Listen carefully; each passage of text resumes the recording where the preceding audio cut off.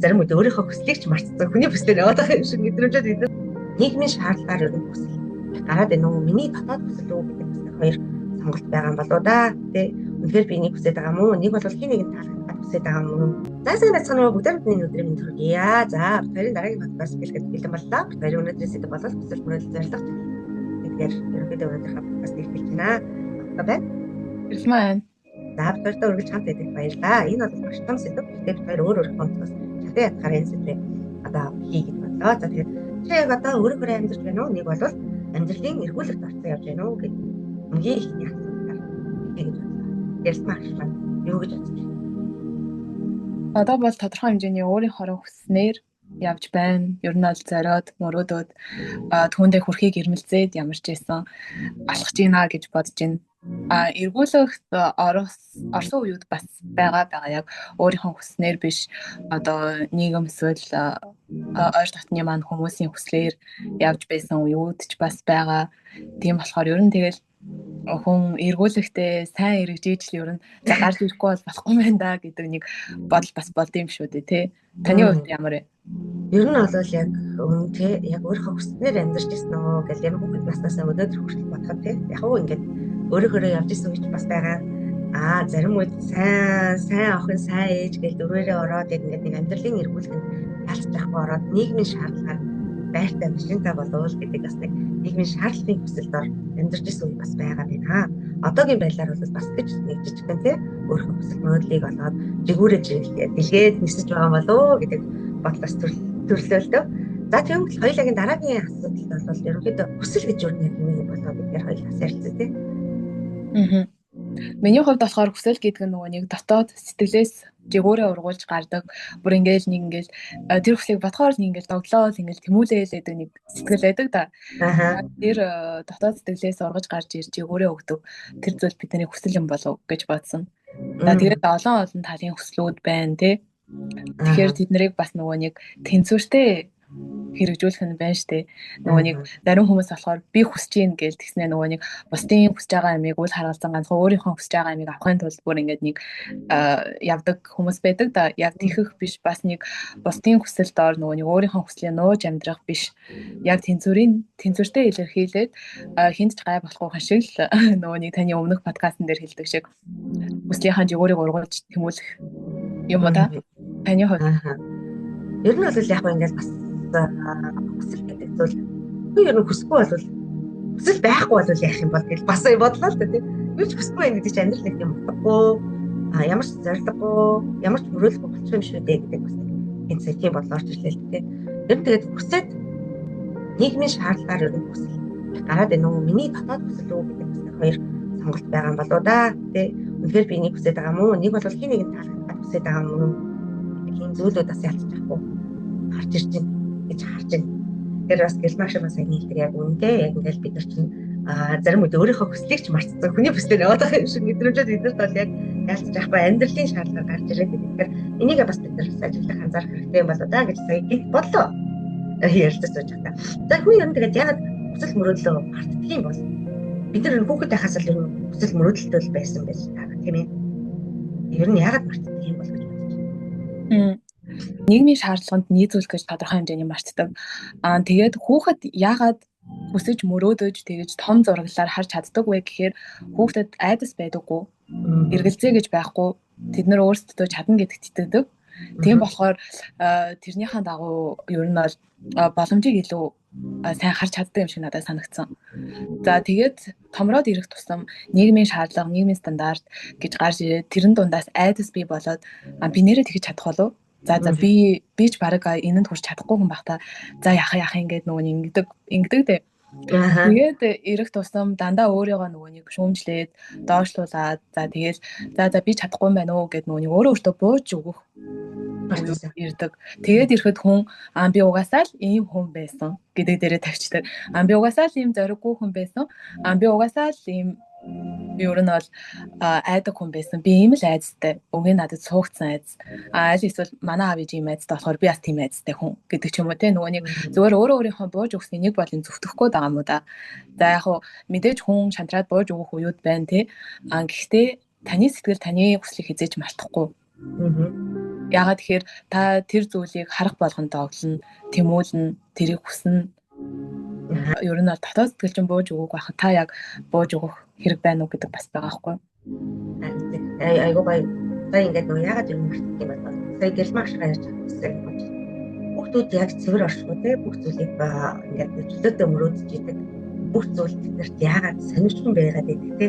Одоо бидний хүүхэд насны дээр ч сонирхсан яагаад юм бэ? Яагаад нарийн бэ? Яагаад энийг ботлыг ботлогсон бол яагаад энийг ингэсэн? Надад бол аюу сонирхолтой байсан тэр яагаад нэрийг ботлыг ботлогсон бол гэдэг надад бол одоо хүртэл байдаг байхгүй юу те. Тэрийг арай өөрөөр санал гээ яагаад нэрлэж байгаа юм ч гэдэг те. Тэр ингээд сонирч байдал маань ерөөдөө маш их байсан байна. Бидний энэ сонирч зам алдагдаад ирэхээр нэг бол хүслээ бас мартчихдаг болов. Ягаад энэ хайхгүй болоод ирэхээр сая гинтийн бодол орж ирлээ л те. Тэр хүүхэд байхад бас ингээд нөгөө аюу гоё мөрөөдөл аюу гоё юм ярих ээж аав нар юм уу найз нөхдөд ч юм уу орчин тойронд байдаг хүмүүс. За битгий мөрөөд наад чи биелгүй гэж ингээд нөгөө бид нарыг аюу их ингээд нөгөө баг багт нэг иймэрхүү юмнуудаас явдаг байсан шүү дээ те. Тэр үг бас үлдчихэд нэр мөрөөд бэлтгэж юм. Гэмгүй замч нэг иймэрхүү гоё юм аа энийг ах юмсан гэж боддог. Тэгэхээр тэрний хад нэлээ үйл хийхгүй ааж юм те. Иймэрхүү зүйлүүд бас болдго юм болоо гэж сая гэлмагшаа яриад дээрээс ажиллаа анзаарлаа. Ер нь бол надад бол бас тиймэрхүү зүйлүүд бас тохиолдсон байж тарааш гэдэг. За тэр их хүмүүс мөрөөлөө одоо нөгөө нэг мартчихдаг юм уу? Тэ алдчихдаг юм уу? Нэг бол айжмаар одоо мартаж эхэлдэг юм болов уу гэдэг бас ингээд нөгөө гарч ирж байгаа юм л дээ. Ер нь гэхдээ шууд нэг өдрийн дотор тэр бүх хүсэл мөрөөдлөө бас ингээд байхгүй болгоно гэдэг чинь тодорхой хэмжээний хэцүү шттэ. Тийм болохоор миний бодлоор тэр бол аажмаар нөгөө нэг дарагцаар бидний гүнд үлдчихдэг байх. Бас одоо нөгөөний тэр нийгмийн шаардлага, нийгмийн статус гэж байна штэ тий. Сая ярьсан. Тэднэрт нийцүүлэх гэж ирээд тэгээд бас нөгөө нэг өөрийгөө орхигдуулаад ирэхэд яг тэр мөрөөдөлч бас тэрнтэй зүг ер нь ингээ замхраа одд юм уу даа гэж ер нь сая гинт бодолд орж ирлээ л дээ. Би одоо ингээ жоохон айгуух тийм нөгөө нэг дурслалын дэвтэр гэдэг дэвтэр гаргадаг гэсэн байхгүй. Тэгээд ангийнхаа бүх хүүхдүүд аюу гоё шнэ. Сад Монголын соёл жоохон та зарцуулаа үлдээ нөө. Тэгээд энэ тэр хүүхдүүдийн дуу, дуугийн, шүлгийн тэгээд асуулт дуртай тий. Одоо чи ямар амтан дуртай, ямар хоолн дуртай, юу их дуртай вэ гэх юм хамгийн сүүлд нь одоо нөгөө нэг та ямар мэрэгчлээ таах вэ? Яг хөрх асуулт. Таваар ингээс ахвалаад бид тэр юм. Тэгээд тэрэн дээрс 5-аас 10 сарын хүртэл гэдэг чинь бас хөрх гоё хэмжлэх тааж хоёр хүн л дурслалын дэвтэр үлдсэн байдаг юм байлээ надаа. Бус нь хаашаас юм бэ? Тэгээд тэрэн дээрс би өөрийгөө харчихсан. Би ер нэрээ Томодод ямар мэрэгчлээ болно гэж яаж ирсэн хөөхөдөө гэж өөрийгөө харж ирсэн чинь нэг дэвтэр дээр би багш болно гэж хэлсэн байна. Нөгөө дээр нь би орчуулагч болно гэж бичсэн байна. Өөрхөн тэр үед яагаад орчуулагч бидний үед ч өөрхөн яг сургууль дээр англи орс гэдэг хоёр хичээл ингээд сонгож юу ааж бид нарт үздэг байлаа шүү дээ. Тэгэл дөрмийн дагуу гэдэг юутай яг дөрмөл үздэг. Яг үнэхээр бид нарт практик гэдэг юм ерөөсөө байдаг байсан шүү дээ. Тэгэхээр тэр дунд орчуулагч болно гэж бичсэн чинь би одоо гадаадд суугаад байгаа юм шүү дээ гэдэг чигтэй. Гих мэдчихсэн яг ийм зүйлийг би анзаарч ирсэн юм байна. Тэгэхээр бид нар яг тэр дэвтэр дээр бичсэн шиг зүгээр толгондоо яг мартчихдаг байна гэдэг сая бодол бас орж ирж лээ л да тий. Тэгэхээр ингээд гэлмагшийн маань хувьд хүүхд тахта одоо мөрөөдчихсэн бай мөрөөдөл яг иймэрхүү байсан ингээд магадгүй тэр мөрөөдлөөс нь биелсэн зүйл ээ нөө. Хүүхэд тахта ер нь зөндөө олон юм бол мөрөөддөг. Ер нь угаасаа загсны орд болоод ч тэр юм амар мөрөөдөлтхий. Зөв яг одоо нөгөө нэг тэр юуг үүлийг харчаад хөөсөн чихэр гэж боддог байсан л хүн гэж бодохгүй юу та. Тэгэхээр тэр чин нэлээд бүр ингээд ер нь мөрөөдөлтхий хүн байсан. Манай намаа нөгөө нэг багаас шүдийн юмч болно гэдэг идэвс ахгүй. Тэгээд тархинд код үүсгэсэн юм уу. Тэгээд угаасаа 12 дэх өөр мэрэгжил сонгох гэж үзсэн чинь болохгүй гэж тараад тэгээ шүтний хэмжээрээ сурахад бүтээж тараа. Тэгээ шүтний хэмжээрээ Москвад дээр сурж байгаа хгүй одоо бол. Тэгээд эхэндээ болохоор манай гэр бүлд чинь эмч ахгүй би ганцаараа эмч. Тэгээд би ер нь яах гэж энд ирсэн юм бол яасан юм бол би ер нь шал одоо энэ нөгөөний анатом, физиолог гэл энэ бүгдийг үзээлээдэг ойлгохгүй байна, хэцүү байна гэж надад амар юм хэцүү уууд ингээд шантармаар уууд ингээд гарч ирж байгаа зав. Би бүр ингээд 2 дугаар курстэй за зүгээр би нэг шалгалт нэр унаад за би чадахгүй маань. Зүгээр гэрлүүгээ буцлаа. гэж чамдаа бэлдэж байгаа байхгүй юу? Тэгсэн чинь нөгөөдөг чинь нугасаа амар том амлаад ирсэн хүн угаасаа явах зүрх хөрөхгүй штэ очиод юу гэж хэлхийн гэдэг шиг.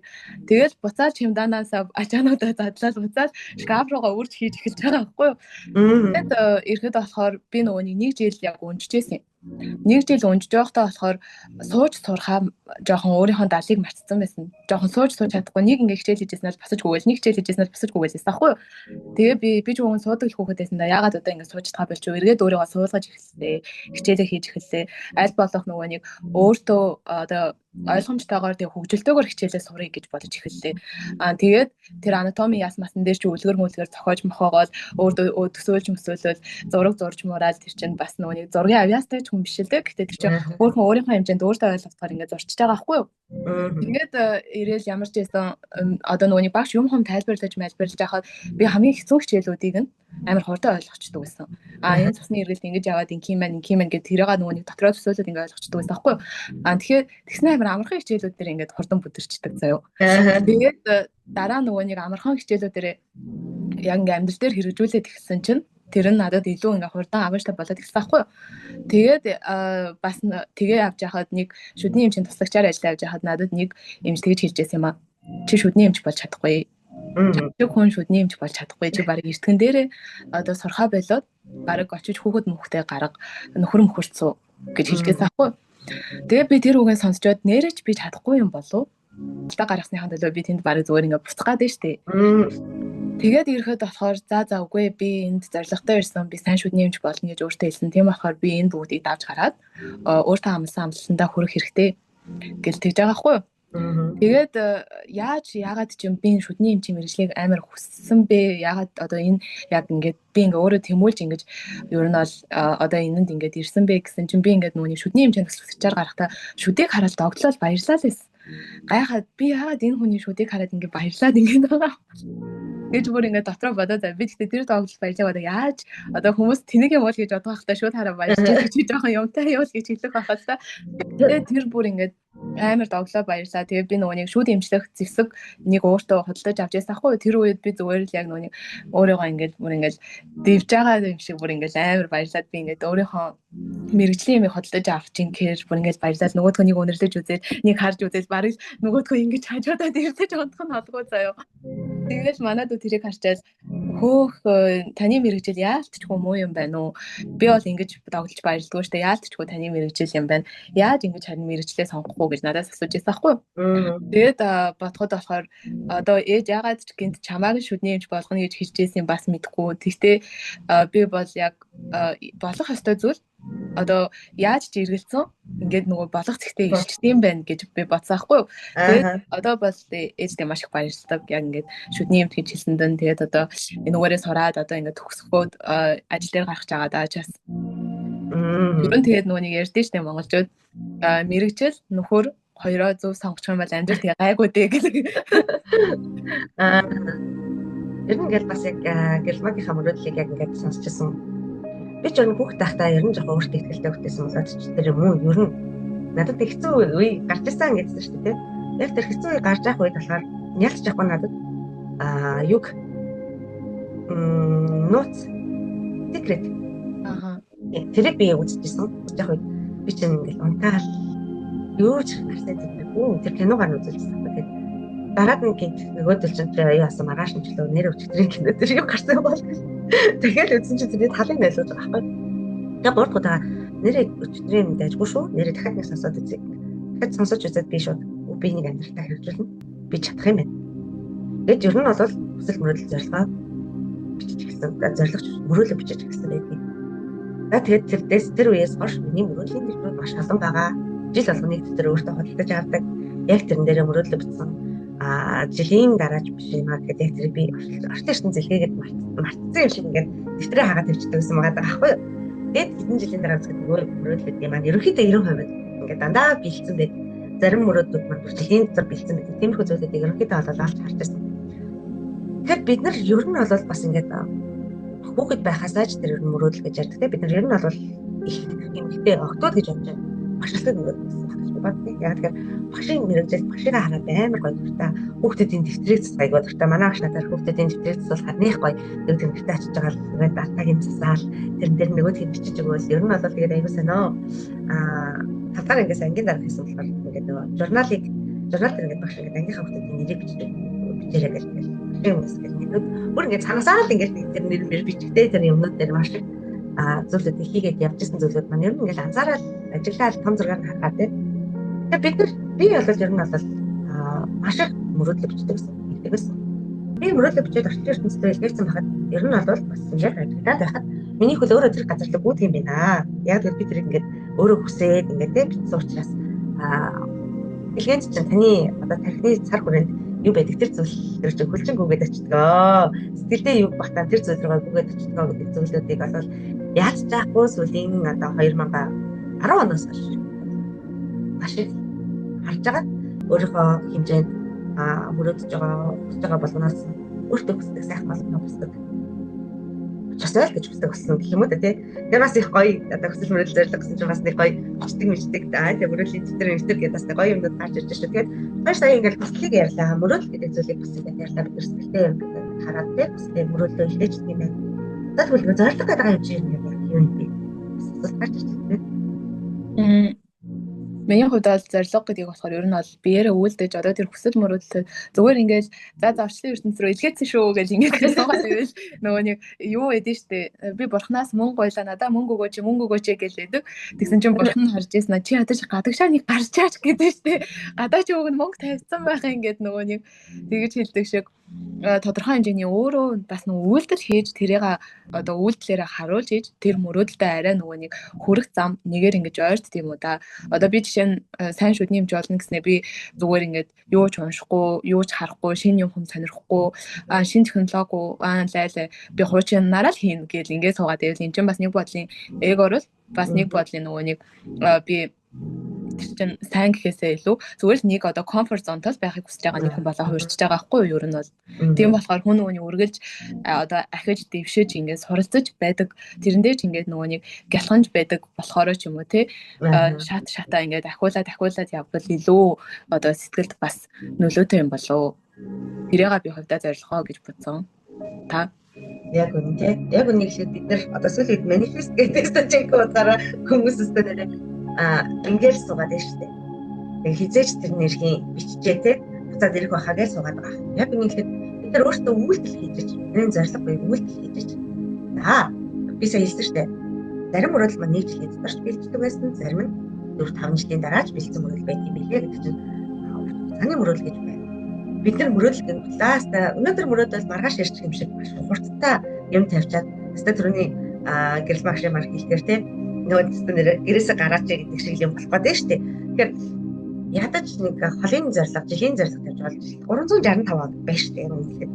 Тэгэхээр 365 оныхаа аль өдрүүд нь юу хийх юм, яаж өөрийгөө хөгжүүлэх юм, тэ энэ зүйлүүдэд жижиг алхмуудаа бас ингэ хийгээд тэгвэл ер нь бол бид нар зорилгынхаа маш том алхмыг хийж байгаа юм да. Мөрөөдөлтэй маш том алхам. Нэстэ жинхэнэ нөгөө нэг юм төлөө энэ дээрээс нөгөө залхуу хүн энэ дээрээс алин унаад ороод ирээсэ гэд бодруугаа авирчаад хүүгээр нөгөөнийг хүсэж өгсөн хүний үлгэр шиг л те яг тийм зүйлүүдийг манифест гэдэг хүмүүс маш их хийгээд хараад яг сэтгэл өвдөж байгаа. Оштерсэн төслөө илгээж болно. Гэхдээ та үйлдэл хийхгүйгээр тэр зүйл таны гадар мэ гэж үгээд ирсэн юм шүү гэдгийг бас хэлмээр санагдаа. Түрүү гэрэл багш маань бас ирсэн. Тэр төсөөлөл айгуу сайн гэдэг төсөөлөл дээр айгуу хийгээд ярьсан те. Яг яалч яах вэ бид нар юу одоо байна? Юу болно? Яг тэр бүх зүйлсүүд бидний дотор байгаа зүйлсүүд л яг гэж буцаагаад гадаад амьдрал дээр бий болоод ирэх юм бол бид нар ерөнхийдөө дотроо юу байгаагаас шинжиж байна тийм. Мөрөөдөд гой сайхан мөрөөдөд байгаа юм өөрөө дотроо бас нөхөр бас хэцүүлэх нь шүү дээ. Хуртагаа зүйлтэй л бодоод бас ирэх нь шүү дээ. Ер нь бол тэрс энэ бас айгуу чухал зүйлтэй бид хоёр яг жижигхэн өнцгөр нь ярьж байгаа боловч маш том. Дээрс нөгөө комфорт зон буюу бидний нөгөө тав тухтай байдлаасаа гарч ирэхгүй тийм. Оо би нэг чадахгүй угаасаа л ижих хэцүү гэл ингэх тусан бид нар хязгаарч алхам урагшилгүй нөгөө яриад идэг хоёр яриад идэг тийм. Хүн алхаж иж алдаагаа мэдэрдэг алдаанаасаа суралцаад илүү их хэрэгтэй гаргадаг гэдэг зүйлүүд ч бас энэ дээр хүсэл мөрөөдөл зорилго дээр бол яалч байхгүй байгаа шүү гэдгийг бас хэлмээр санагдлаа. Өөрөөр бас ингээд бодож байна л да. Тэр байхгүй байсан бол одоо та тийм юу хийж яхаас зарим хүмүүс гээд айцсаас болоод мөрөдлөг хүрчихсэн байна шүү дээ. Ингээд тийм айц байсан бол мөрөдлөг хүрэх. Мэдээж миний дотроос ээж чадахгүй одоо тэр нөгөө нэг юм чин хийж байгаа ч тэр чи юм ч болж чадахгүй чамшиг хүн юм ч болж чадахгүй гэд тэ тэр бүхэн тодорхой хэмжээний айц байсан. Гэхдээ хүн яг өөрөө чин сэтгэлээсээ жинхнээсээ хүсчээвэл угаасаа шалгуурууд ирдэг гэж би бол боддог. Чи энийг нэрэж чадах юм уу? Нэрэж чадахгүй мүү? Чи одоо ингэ зүгээр баг энүүхэндээ бууж өгөөд явчих юм уу гэсэн тиймэрхүү шалгуурууд угаасаа яалтчгүй ирдэм байх гэж бодсон. Хэрвээ нэрээ хүсчээвэл хүн тэрийг яаж иж авч гараад урагшилдаг байгаад байгаа байхгүй юу? Харин шалгуурын цаана бол нэлээд том шагнал байт юм шиг бол миний хувьд мэдрэгдсэн. Тэгээд тэр үед надад бол яг ингээд за одоо болио зүгээр гэрлүүгээ харъя гэсэн бодож исэн баг 1 2 3 4 удаа байгаа. Тэгээд за би одоо энд нөгөө нэг шүд имчилж эхлэхдээ би сайн хийхгүй байна. 10 жилийн туршлагатай эмч нартай нэг бодлын өөрийгөө харьцуулаад тий. Тэгээд байж хахад болохоор би за болио би нэрээ ер нь ингэ болч тийм үү. Эсвэл зүгээр диплом аваад ажиллахаа болч тийм үү гэж бодож исэн уу юу дээ. Тэгээд ирэхэд болохоор хүн цаанаасаа л одоо нөгөө нэг энэ шүдэг хараад доглоод байгаа өөрийгөө харж чаддгүй. Ялцчихгүй нэг мэдгэдэлгүй жадсан нөгөө шүдээ харсан доглоод сууж идэг өөрийгөө угаасаа нөгөө нэг сэтгэлээ чулуудсан байхад би угаасаа л ялцчихгүй. Таны хувьд яг үнэ одоо ингээл яг энэ зүйлүүдийг харахаар маш олон хүмүүс сэтгэлдээ өөрийгөө харьцуулж мөрөөдлөг хүртэл харьцуулдаг байна шүү. Яг үндийг хэлгээдээ. За тэгээд айц гэдэг зүйлээр бас маш олон хүмүүс мөрөөдөлдөг хүрхгүй. Унд одоо ингэж байгаа л маш их хүмүүс оролддог гэж бодож байна. Зарлага тавьдаг гэж бодож байна. Тэгвэл тань дунд хүн л энэ чинь алдаа гарна те. Юмыг төгс хийхдээ бас тэр нэг мөрөөдөл рүүгээ би угаасаа чадахгүй байдаг бас юм бэ гэж ер нь бол бодож байна. Тэ. Тэгэл хүн дөрөвний одоо яг башиг хийхээр те чи энийг чадахгүй чи бус гэдэг шиг яг тэр хүний үгэнд аман одоо үгэнд нь орсон бол бас ингээд тийм хүмүүс хүний үгэнд ордог хүмүүсээс байгаа шүү дээ. Угаасаа наач болохгүй. Өөдөө зарлахгүй байна оо гэдэг юм байна. Байхгүй. Бид нар яг өөрийгөө яг ямар төвшөнд байгаа вэ гэдгийг бас анзаарах хэрэгтэй болоо тий. Ямар ч байсан бид хоёрын зүгээс хэлэх гээд байгаа зүйл бол та хүсэл мөрөөдөл зорилготой байна. Альва нэгэн зүйлийг сэтгэлдээ багтаагаа тий. Нүдэндээ хараад сэтгэлээ чулуудчвал бидний хөл өөрөө гүгээд очдөг юм шүү. Мэдээж унаа бидэндээ алхам хийх зоригтой байгаараа тий. Алдсан алдаанаас суралцаад бид нар илүү хүчтэй илүү одоо өөрөөсөө хүчтэй өөрийгөө бүр илүү одоо өндөр өөрийгөө харж байгаа юм шүү. Унсан болвол унсан юм уу яа гэдэг бүтгэв бөгөөд дараагийн өөр хувилбараар бас оролдож үзэж болт юм шүү гэдэг санаа хэлмээр санаглаа. Тэгэл маш манд дээр нэмж хэлэх зүйл байна уу? Нэмж хэлнэ гэвэл нөгөө нэг алдахгүй хүн гэж юу нь бол байдаггүй. Алдахгүй байна гэдэг чинь нэг байрандаа сууж байгаа хүн л юу нь бол алдахгүй байна л гэсэн. Одоо ингээл гоц ариастай хүмүүсийн намтрыг судалж байхад ч тэр хүмүүс ч бас алдчихсан. Тэр алдаан дээр зүгээр босох хүчин сайн байж чадсан. Ер нь бол зорьсон бол тэрэндээ хүрхийг ирмэлцэх бат бүх суураа өөртөө тавиад өгсөн хүмүүс л байд юм байна да гэж би бодож исэн. За тэгээд бас өөрийнхөө мөрөөдлийг хин нэгний мөрөөдөлтэй харьцуулахаасаа илүү та өөрийнхөө өнгөрсөн одоог харьцуулаад нэг үзээрэй гэж хэлмээр байна. Өнгөрсөнд яаж хийдэг байсан? Одоо яаж хийж байгаа? Тэрнээсээ дээрцсэн байна уу? Тэгвэл өөртөө хаалгаад ишээл та гэдэг шиг. Тэгээд баярлаа. Яг үнэндээ бидний яг одоо энэ хүсэл мөрөөдөл зорилго гэдэг зүйл төгс хүн гэж угаасаа байхгүй, алдаагүй хүн гэж угаасаа байхгүй, муу хүн гэж угаасаа байхгүй. Бид нар одоо тий буруу мэдээлэлтэй хүмүүс гэж угаасаа байгаад байгаа байхгүй. Тэгэхээр бид нар өөрийнхөө алзан алдааг засаад улам өчигдрийнхээ өрөөс илүү болоод ирэхээр бидний хүсэл мөрөөдөл зорилго гэдэг зүйл дороод өөрийнхөө төлөө нэг алхамжсан хийх өнөөдрөөс эхлээрэй гэдэг үгийг бас дээрээс нь давхар хэлмээр санагдаа. Бид нарт угаасаа хүсэл мөрөөдөл байсан. Бид нар зүгээр л мартчихсан байна. Тэгэхээр энэ хүсэл мөрөөдөл зорилго минийх нэрээ хүүхэд тахад юу байсан юм бэ? Би одоо яг энэ чиглэлээр явж гин үү?